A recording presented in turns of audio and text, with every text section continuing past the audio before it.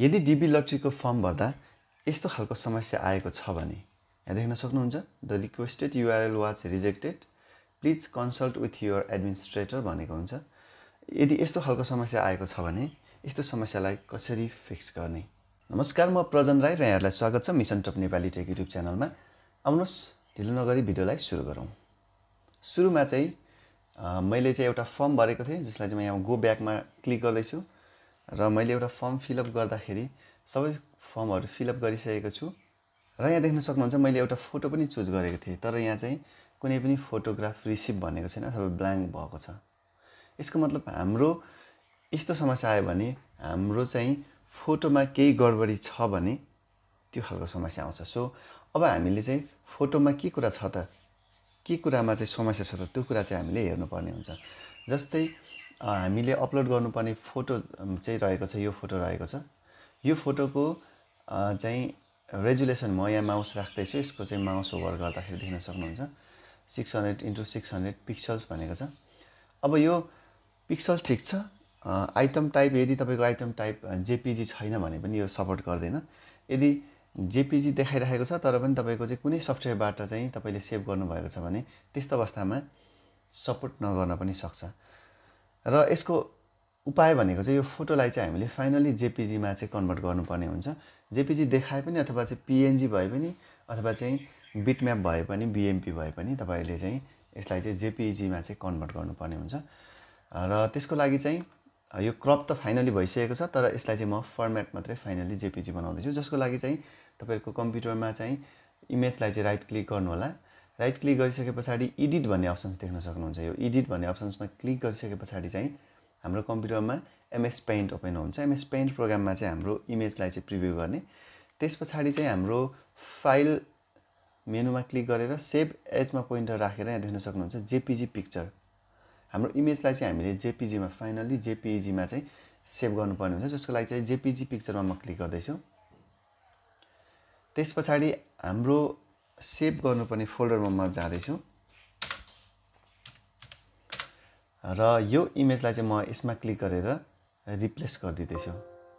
यहाँ भनेको छ do you want to replace it भनिरहेको छ। म यसलाई सेभमा यसमा क्लिक गर्दैछु र यो चाहिँ रिप्लेस भएर बस्छ। सो यसलाई म क्लोज गर्दैछु र अब यसरी चेन्ज गरिसके पछाडि चाहिँ म यो इमेजलाई फेरि यहाँबाट चुज गर्दैछु र यो चाहिँ यसरी रिप्लेस गरिसके पछाडि चाहिँ म फेरि फर्मलाई चाहिँ रिस्टार्ट गर्छु।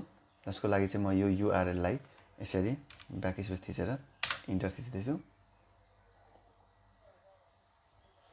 र फेरि म फर्मलाई फिलअप गर्न सुरु गर्छु।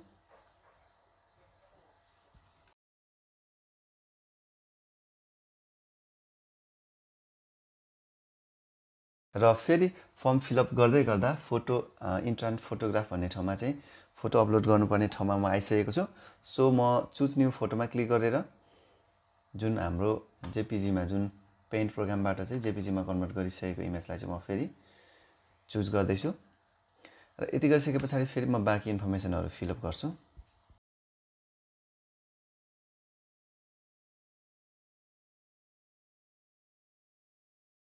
चौध नम्बरसम्म आइसकेको छु। म 14 नम्बरमा आइसके पछाडि चाहिँ फेरि म यसलाई कन्टिन्यूमा क्लिक गर्दैछु। ओके, यहाँ देख्न सक्नुहुन्छ हाम्रो चाहिँ इमेज हेर्दा जेपिजी देखिए तापनि हाम्रो जेपिजी इमेजलाई चाहिँ मैले फाइनली कन्भर्ट गरिसकेको छु। र यो चाहिँ यसलाई चाहिँ हामीले कन्भर्ट गर्नको लागि चाहिँ पेन्ट प्रोग्रामको प्रयोग गरेर मैले यसलाई चाहिँ कन्भर्ट गरिसकेको छु। यसको साइज पनि हाम्रो 49.9 केबीको भएको छ। त्योभन्दा अगाडि चाहिँ हाम्रो 173 केबीको थियो। सो अब चाहिँ हाम्रो यो इमेजलाई एक्सेप्ट गरिसके पछाडि चाहिँ यस्तो रिक्वेस्टेड युआरएल रिजेक्टेड भनेर चाहिँ त्यस्तो प्रब्लम आउँदैन। सो यति गरिसके पछाडि म बाँकी इन्फर्मेसनहरू फर्म भरेर सबमिट गर्छु। र तपाईँहरूले पनि यस्तो प्रब्लम आएको छ भने तपाईँहरूले यो एमएस पेन्टको प्रयोग गरेर एडिटमा गएर चाहिँ तपाईँले मजाले तपाईँको इमेजलाई चाहिँ जेपिजीमा कन्भर्ट गरेर अपलोड गर्न सक्नुहुन्छ। ओके, भिडियोको बारेमा सम्पूर्ण जानकारी पाउनु भयो नै होला र यो भिडियो तपाईँको लागि पनि उपयोगी भयो नै होला।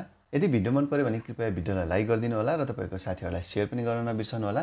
यदि तपाईहरु मेरो च्यानलमा नयाँ हुनुहुन्छ भने कृपया च्यानललाई सब्स्क्राइब पनि गरिदिनु होला भन्दै अर्को भिडियोमा भेट्ने बाचाका साथ बिदा हुन चाहन्छु। नमस्कार।